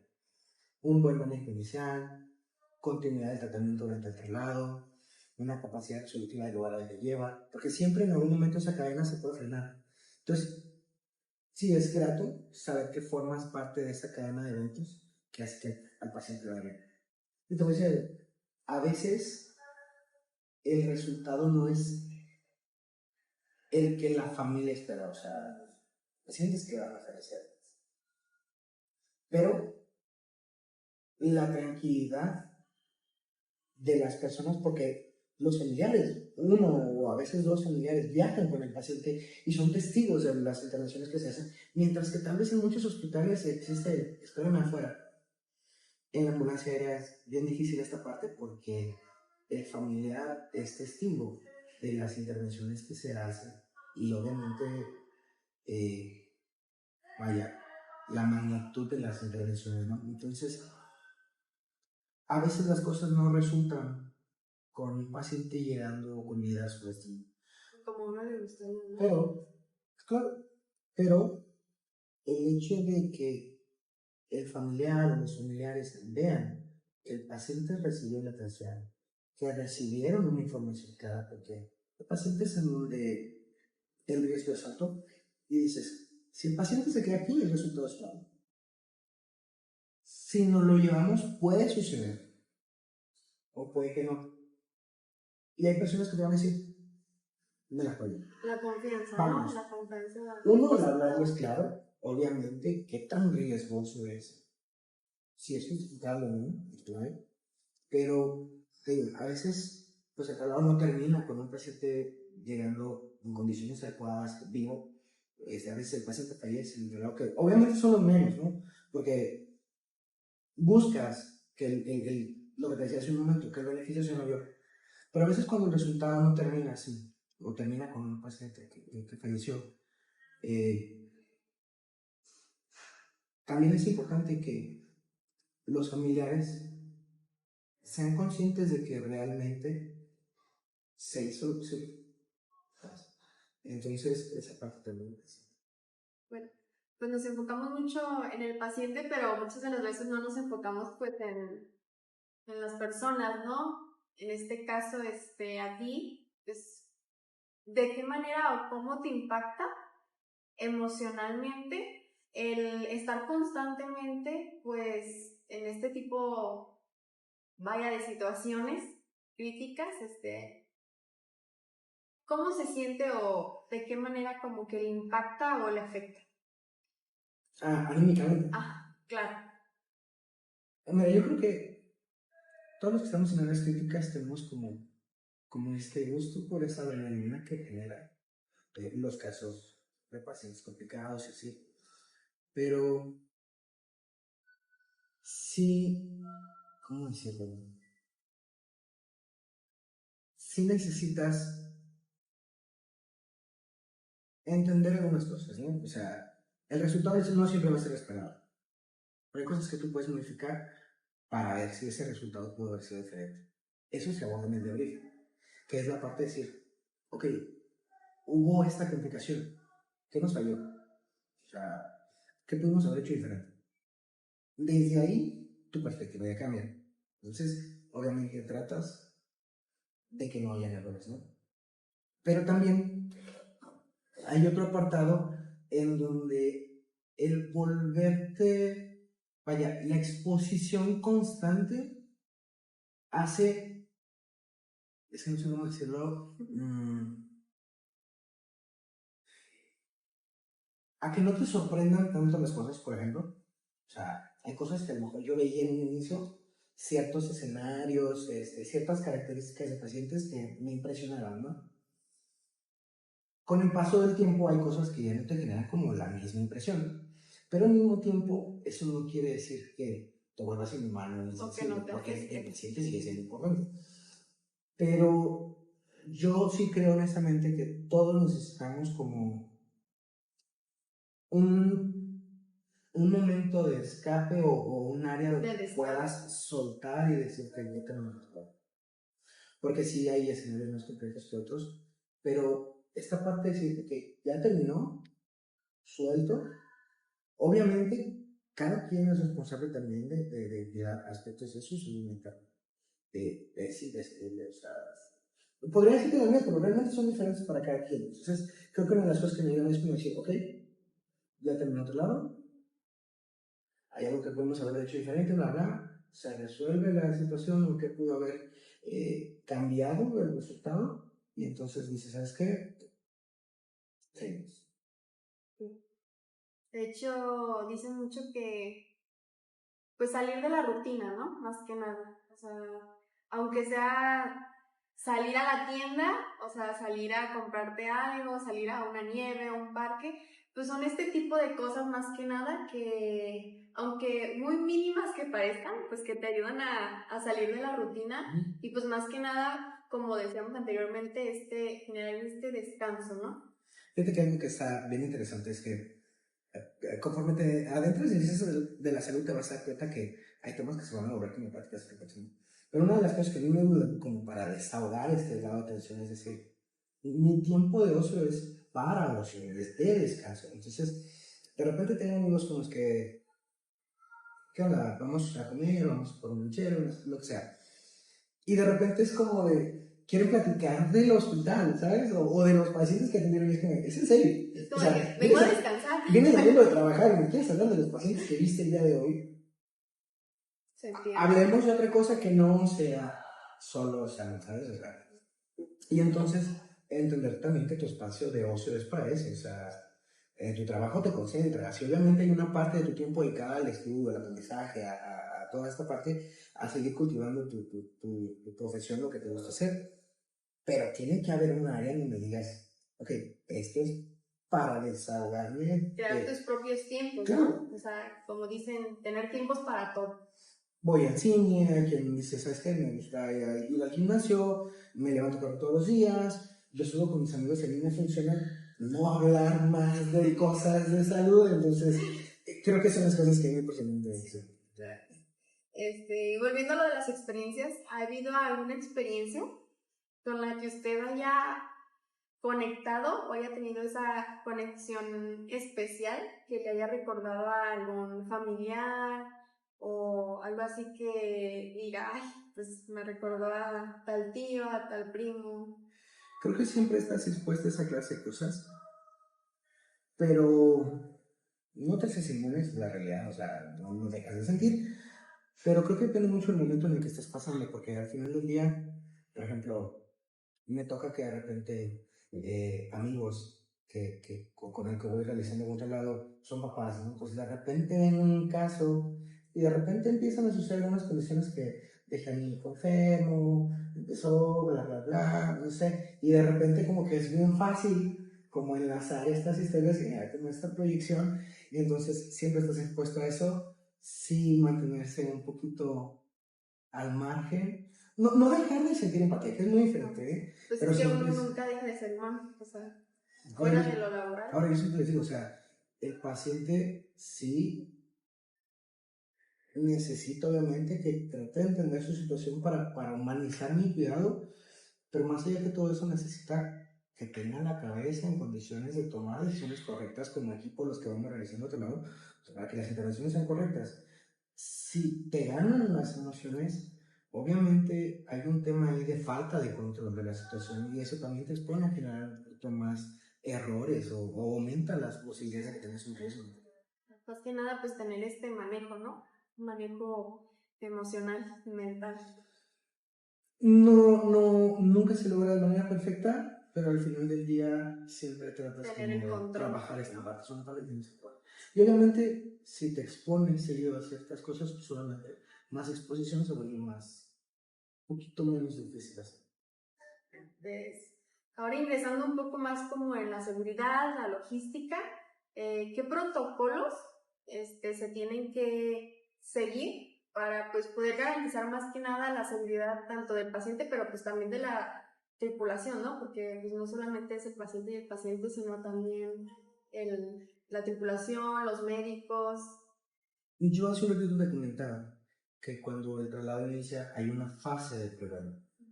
Entonces, en ese sentido, a veces se entiende de que, pero la autora, yo soy el enfermero, tal vez solo el diálogo somos nosotros dos. La realidad es que no es así. Sí, tú y yo vamos a entablar una conversación tal vez de las condiciones médicas del paciente, pero al mismo tiempo hay una planeación de todos los miembros de la tripulación, que básicamente es el médico y el enfermero paramédico, la doctora, no sé, y los pilotos de la aeronave. ¿Por qué? Porque si bien es cierto que mi entrenamiento en aeromedicina me permite comprender muchas cosas de aviación, no soy un piloto. O sea, no significa que yo domine los aspectos técnicos de esa parte. Y entonces, cuestiones muy técnicas de la ruta, de los tiempos, de traslados, de permisos, de posibles situaciones a las que podemos enfrentarnos desde su lado, necesitan compartirse. Yo no le voy a decir a un piloto, un capitán del avión, cómo hacer su chamba. Obviamente él, por obvias razones, no nos va a decir cómo guiar el tratamiento de un paciente, ¿no? Pero hay ciertas cosas en su actuar que impactan en la condición del paciente. La altitud a la que volamos, el ascenso, toda esta clase de cosas, ¿no? Por ejemplo, ¿sabes qué? Luis, vamos a una pista, es muy corta, voy a tratar de hacer lo posible, pero la desaceleración se va a sentir. Entonces, obviamente, mi estrategia es, junto con el médico, generar esta parte de decir que vamos a hacer medidas para que esto no le impacte tanto al paciente. Porque, ¿qué crees? Yo no puedo hacer la pista más larga. El capitán de la aeronave me está avisando de que este reto está, ¿o sabes qué? La pista para despegar es muy corta. Por lo tanto, vas a sentir el despegue. Entonces, ¿cómo le hago yo para que esa presión arterial no disminuya durante el tema del ascenso? Pues es donde entra esta comunicación. Existe algo que se llama conciencia situacional, en donde cuando un error ocurre, alguien vio algo, alguien escuchó algo, pero no dijo nada. Y muchas de las veces porque asumimos que alguien más lo vio y lo iba a decir. La clásica, oye, que ¿entregaste esto? Pues tú sabías, ¿no? O sea, sí, pero tú también sabías, yo pensé que tú lo ibas a hacer. Pues es que yo me quedé con la idea de que como tú estabas enterada, y al final del día los dos lo sabían, pero nadie lo hizo. ¿Sí me explico? Eso mismo sucede en áreas críticas como urgencia, terapia, quirófanos, traslados, y también eso sucede en aviación. De hecho, la conciencia situacional es un aspecto muy frecuente, muy común en aspectos de aviación. Básicamente es todos compartimos la misma visión, compartimos la misma información. Porque tal vez yo no soy piloto, pero hay cosas que puedo comprender que son relevantes para ti. A lo mejor yo no las puedo modificar, pero yo te digo a ti algo, ¿sabes qué? Escuché esto, oye, vi esto raro, y entonces, qué bueno que me dijiste. ¿Qué era? No tengo idea. O sea, a lo mejor no sabía lo que era. Algo no me pareció, no sé, me pareció raro, me saltó a la vista, y entonces lo único que hice fue, oye, ¿sabes qué? Vi esto. No, todo bien. Ya sé que lo revisaste y que con tu expertise dices, no, no hay problema. Pero tal vez, ¿qué es? No lo sé. Capi, vi esto. ¿No quieres darle una vuelta? A ver, como lo que me dijiste, porque no. Entonces, eso se llama conciencia situacional. Compartimos la misma información. Y entonces, también la misión se discute con todos los miembros, o sea, la parte médica con los pilotos. ¿De dónde vamos a dónde vamos? ¿Cuáles son nuestros coordenados? ¿Cómo va a estar la ruta? ¿Cómo va a estar el clima?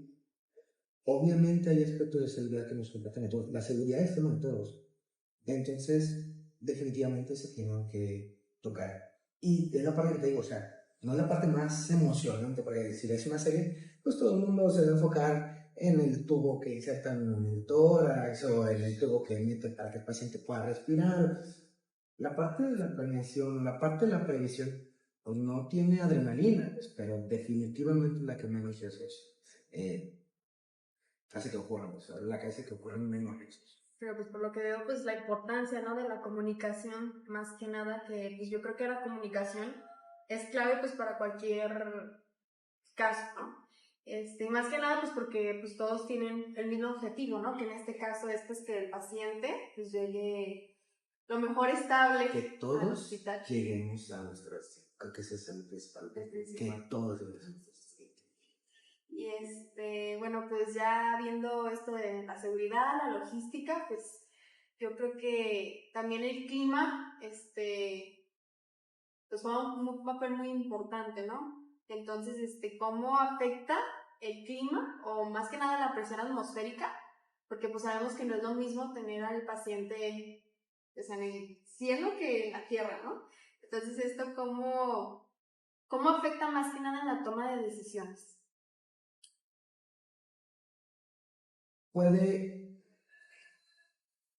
Hay algunos componentes que involucran en el traslado, ¿no? O sea, el factor humano, que es la tripulación, está la aeronave, está el equipo, pero también están las condiciones atmosféricas, condiciones climáticas, etc., ¿no? Estas condiciones repercuten en el estrés. Entonces, ¿cómo esto cambia? Dependiendo de la modalidad de traslado, pueden permitirte hacer un traslado, aunque con dificultades, pero realizarlo. Obviamente, hacerlo libremente, o definitivamente decir, no espero, hay aeronaves pequeñas, avionetas, por ejemplo, que no tienen la capacidad de volar de noche. Entonces puedes tener un paciente rarísimo si tú quieres, recuperable si tú quieres. Tienes el equipo de entrenamiento, el equipo físico para traerte a ese paciente. La aeronave que tiene no vuela de noche, deja de ser una opción. El helicóptero tiene ciertas limitantes. Las aeronaves de ala fija, aunque menos, también tienen limitantes para despegar. Entonces, el factor clima puede ser un aspecto para decir, no espero. No quiere decir no lo voy a hacer. No lo voy a hacer hasta que el clima no cambie. O es posible, pero con estas limitantes, obviamente siempre sin comprometer la seguridad. La seguridad lo es todo. Y obviamente también te puede modificar la ruta del destino y alargar el tiempo de traslado y todo lo que implica un traslado más largo. Duro más tiempo con un paciente, pues es más probable que algo ocurra, es más probable que pudiera llegar a complicarse y bla bla. Pero vamos al mismo, el beneficio siempre tiene que ser más grande que el riesgo. Sí, habemos enfermeros o paramédicos, hay doctores, hay pilotos, bla bla, pero todos coincidimos en algo, todos somos gestores de riesgo. Y entonces el beneficio siempre tiene que ser muchísimo más grande para poder decir, ok, vamos, se puede, ¿qué necesitas? A ver, nosotros por parte de los pilotos tenemos esto. O sea, es que sí, Capi, pero si tú subes, bla, bla, bla, no sé, no sé, la ruta se alarga, se acorta, tengo que pararme antes o hacer una parada técnica, eso implica más tiempo, tenemos oxígeno suficiente, que ahora como ves, medicamentos suficientes. Entonces, todo eso repercute. Te puede hacer el traslado tal como lo planeas, realizarlo aunque con ciertas modificaciones o limitantes, o solo simplemente no despegar. ¿Qué quiere decir no lo voy a hacer? No voy a despegar mientras las condiciones climáticas no lo cambien. Bueno, pues, ¿en qué casos o qué pasa si hay una emergencia médica o en este caso técnica en pleno vuelo? Los protocolos dependen de cada condición, pero es lo que te comentaba hace un momento. Mi paciente tiene una complicación. ¿Complicación de qué naturaleza? Es algo que yo puedo manejar dentro de la aeronave. Empiezas a usar tu abanico de herramientas, medicamentos, herramientas diagnósticas, ¿verdad? Y si decides o o si al final de todo este análisis descubres que tienes las herramientas para poder controlar esta situación, el dolor va a continuar. Pero, definitivamente, si el paciente tiene una situación que no puede ser manejada en vuelo, se va a detener o recortar el traslado y buscar un descenso para llevar al paciente al lugar un hospital de la manera más pronta posible. Si el paciente tiene una emergencia quirúrgica, pues nada de lo que se ponga en ambulancia va a resolver una situación quirúrgica, por ejemplo.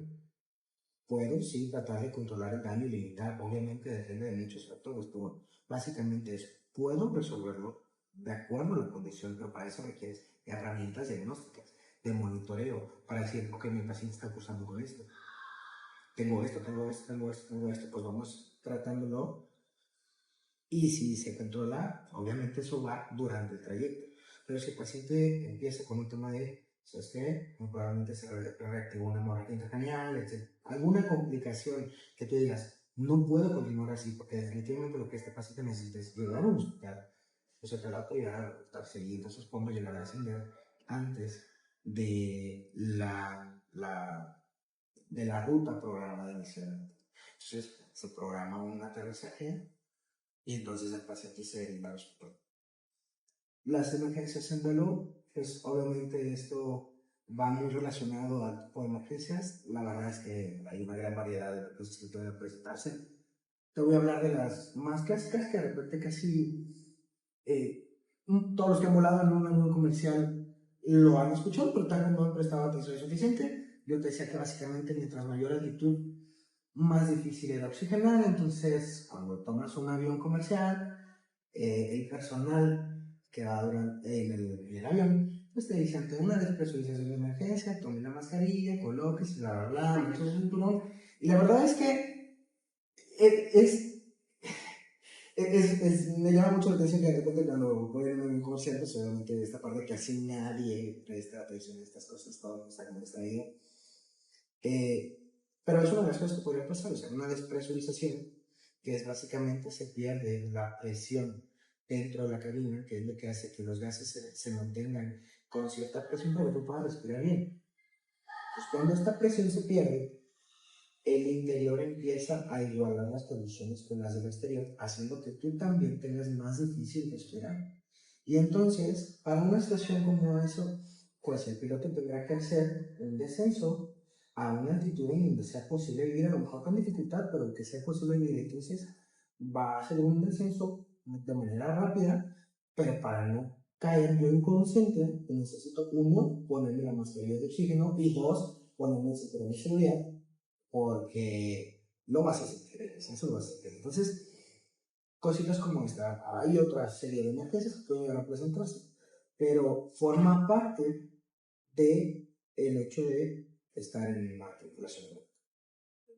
Es una de las cosas que definitivamente diferentes tipos de emergencias, acuatizajes, por ejemplo, teaching, por ejemplo, y se tiene que capacitar el personal. O sea, no solo de la parte médica, no solo somos expertos también.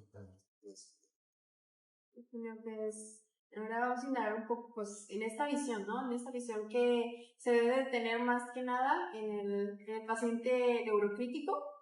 En este caso, pues, ¿qué cree usted que la gente no sabe o no comprende sobre el trabajo de un profesional como usted en el transporte aeromédico? Creo, no es tanto que no entienda, sino creo que no está familiarizado. De repente pasa, aunque cada vez es menos frecuente, pero de repente pasa que personal hospitalario ve un paciente en unas condiciones y dices, no se puede trasladar, porque no dimensionan a veces la magnitud del equipo especializado que traes a bordo.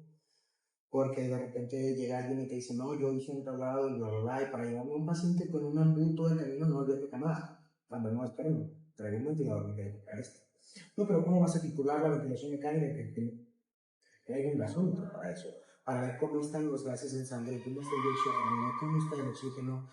Son ventiladores electrónicos que te permiten registrar qué presiones se genera este aire que ingresa a los pulmones y obviamente pues que no se le daño al paciente. Entonces, de repente, si nos toca que cuando de repente llegamos por algunos pacientes que sí graves, pero no estaban tan de acuerdo en que el paciente fuera trasladado, de repente dicen, ah, no.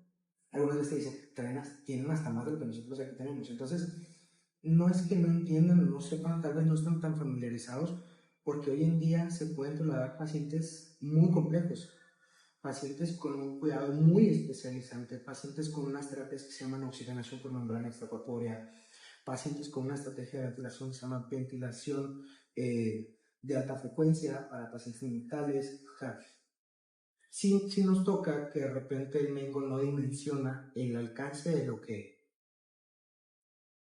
alguien con el equipo adecuado podría llegar a tratar pacientes de ciertas complejidades. Entonces, creo que, y digo, tampoco está como que tampoco es como que sea obligatorio saberlo, pero sí nos ha tocado que se sorprende con el alcance del equipo que tienes y lo que puedes hacer en una ambulancia de cuidados intensivos bien establecido. O sea, con el equipo adecuado, con el entrenamiento adecuado, con el personal adecuado. Pues más que nada esta familiarización, ¿no? Que decíamos anteriormente que pues, se gana por medio de las experiencias que pues, uno va teniendo a lo largo de la carrera, ¿no? Sí. Bueno, ¿y qué avances tecnológicos usted, o protocolos en este caso, que usted ve más recientes, usted piensa que han mejorado más que nada la atención a la hora del vuelo? Creo que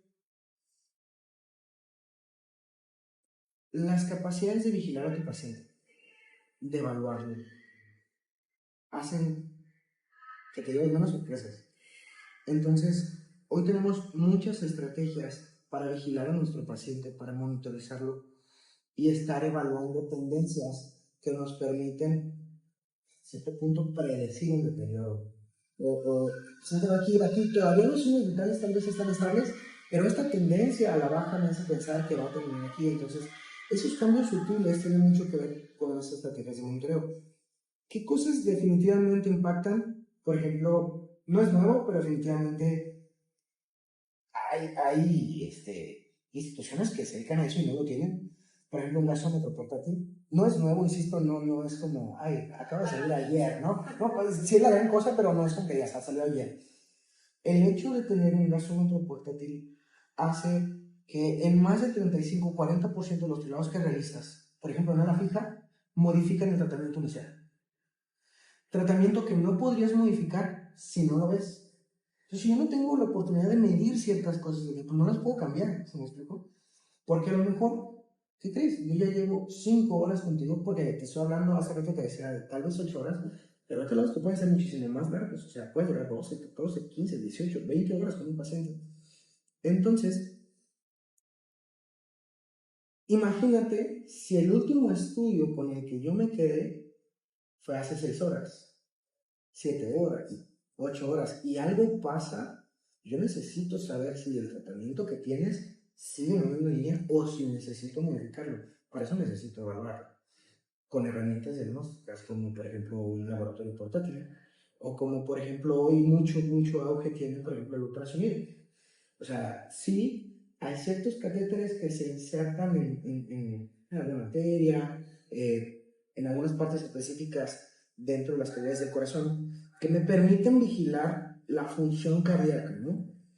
Pero, pues el ultrasonido, hoy por hoy, de una manera no invasiva, porque no necesito funcionar nada, no necesito aumentar un riesgo de infección en ti, porque mientras más dispositivos invasivos tiene un paciente, mientras más catéteres y más invasivos tiene un paciente, su riesgo de infección es más alto. Por lo tanto, es más probable que adquiera una complicación por estar hospitalizado y no necesariamente por la causa por la que llegó. Entonces, herramientas como el ultrasonido permiten ver el corazón desde afuera. ¿Por qué? No hay nada invasivo. Obviamente, tiene un tema, es operador dependiente, requieres práctica, requieres estar manteniendo una habilidad vigente, pero, por ejemplo, ya puedes ver el corazón cómo funciona y lo estás viendo en tiempo real y estás viendo si el ventrículo no se contrae como debe, si es un problema de bulimia, si le falta fuerza al corazón, etc. Entonces, creo que el ultrasonido ahorita es una de las estrategias que definitivamente modifican también. Y me atrevería a decir que el ultrasonido modifica en un porcentaje todavía mayor el tratamiento del paciente. Y en base a estos, pues, avances en los protocolos, en la tecnología, etcétera, ¿usted cómo visualiza a México en un futuro en el transporte aeromédico? Más profesional, o sea, no porque no lo sea, sino tal vez con un espacio en donde esta formación especializante, por ejemplo, sea considerada un posgrado. O sea, que puedas aspirar, por ejemplo, el médico puede decir, yo quiero hacer anestesiología, se especializó y al final del día tiene un título y una cédula de su especialidad. Y estaría bien padre ver el área hospitalaria especializándose, porque también lo hace el enfermero. El enfermero dice, ¿sabes qué? Me quiero ir a enfermería quirúrgica y termino y tengo un título y una cédula que me avala mi especialidad.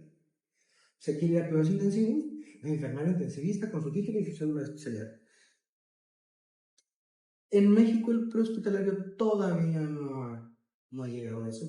Entonces estaría bien padre ver personal prehospitalario aspirando a una cédula profesional, avalando una especialidad y obviamente una malla curricular formal por una institución educativa que ya sabes que ese es tu registro, tu cédula que avala que tienes esta forma de especialidad.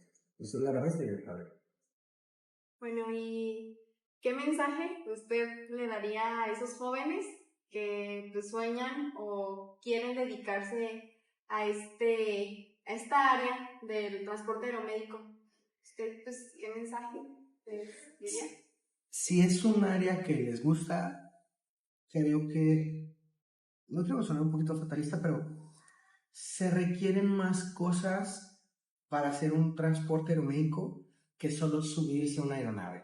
Entonces, mi recomendación sería capacítense, busquen tener un perfil afín a áreas críticas y eso definitivamente los va a hacer un candidato deseable para una empresa que se dedique a esa cosa. Hay muchas personas que de repente dicen, es que yo quiero ir para allá. Bueno, pues ¿sabes qué? Empieza a construir un perfil, empieza a capacitarte, empieza a especializarte, ¿verdad? La verdad va a ser muy difícil llegar a una empresa de esa naturaleza si no tienes al menos un perfil especializante afinado. Algo que te avale, ¿no? Así es. Entonces, capacitación creo que es la mejor apuesta que puedes tener. O sea, invertirle a tu educación continua, invertirle a tu área especializante y también buscar la manera de empezar a integrarte en un área en la que convivas con pacientes de cierta naturaleza. O sea, un área en la que yo pueda decir, ok, me capacité en cierta parte en terapia intensiva, pero buscar la manera de integrarme en una ambulancia que se dedique a ciertos lados de terapia intensiva, pero con el equipo adecuado, para entonces poder decir, ¿qué crees? Yo tengo este perfil, tengo estas certificaciones, tengo estas capacitaciones, tengo experiencia haciendo esto y creo que podría hacer un buen papel arriba. Obviamente, hay cosas que se necesitan formar con la recurrencia y la experiencia, pero con capacitación y afinidad a esta área de cuidados críticos ya te vuelve un perfil deseable para una empresa esta empresa. Más que nada, pues la preparación, ¿no? El irte preparando poco a poco y irte induciendo, irte metiendo a este camino, ¿no? De la salud. Y un aspecto, por ejemplo, para las empresas privadas, que no tiene nada que ver con educación y salud, el hecho de tener visa, pasaporte y saber hablar inglés. Te abre muchas puertas, Definitivamente. ¿no?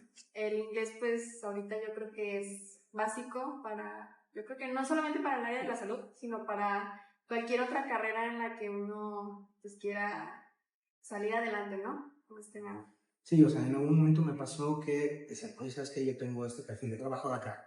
Ok, ya se traslada de terapia. Ok. ¿Qué onda con tu currículum? No, pues tengo estas certificaciones. Buenas certificaciones.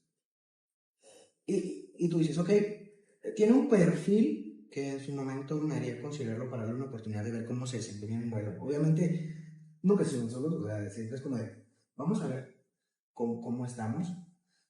Obviamente yo hubo una entrevista previa, algunos exámenes, un perfil académico, experiencia profesional, lo que tú quieras, ¿no? ¿Pero qué crees? Oye, ¿tienes visa? No. ¿Hablas inglés? No.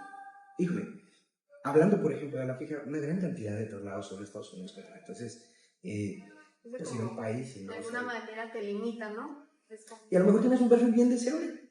O sea, médicamente tienes mucho que respaldar, pero la papelería esa no limita para entonces, hablando del sector privado, ¿no? Que es el área donde mayor medicado. Y entonces es muy complicado, porque sí, tienes un perfil bien deseable, pero la papelería, para los casos que más se hacen, no la tienes. Entonces puede ser un factor que limite la gente. O sea, que estas dos cosas son muy importantes, ¿no? Para poder. Sí. Pues bueno, ya con esta empapada de información, conocimientos, experiencias, que pues ha sido muy grato, pues también queríamos ver de ti y que ya concluir de la mejor manera.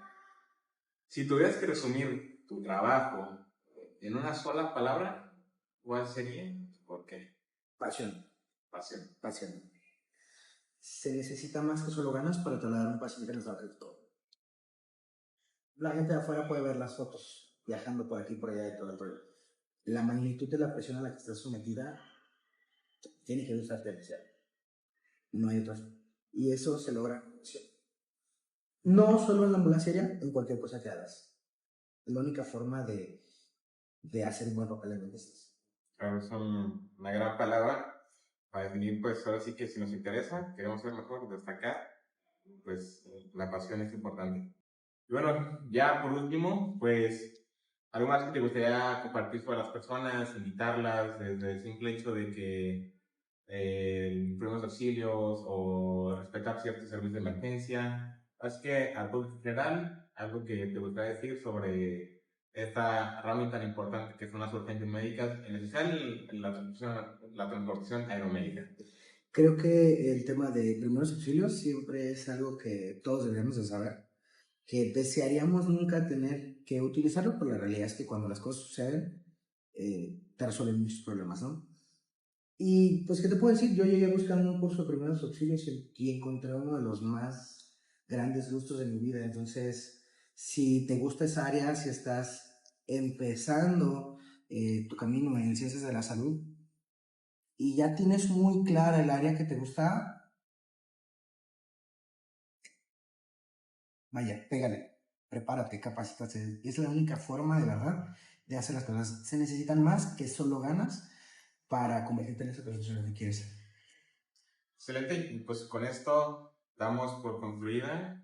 Queríamos darle las gracias a Luis por esta oportunidad de compartir su conocimiento, experiencias, que ha sido muy grato y creo que va a marcar la diferencia, como dice Luis, el difundir que la falta de regulación, etcétera, que ha pasado en nuestro país, etcétera, sea importante para motivar o dar a conocer ese servicio tan importante que es la transportación aeromédica y pues ese rol tan importante que tiene, que no solo pensemos en simples procedimientos cuando él mismo nos dice que va muchísimo más allá, es un mundo exacto de diferentes actitudes, habilidades y simplemente conocimientos que no cualquiera. Así que felicidades Luis por el nivel que tienes, la gran capacidad y pues sin duda el trato humano que tienes igual por acceder a esta entrevista. Estamos muy agradecidos. No, gracias por la invitación, gracias a todos ustedes.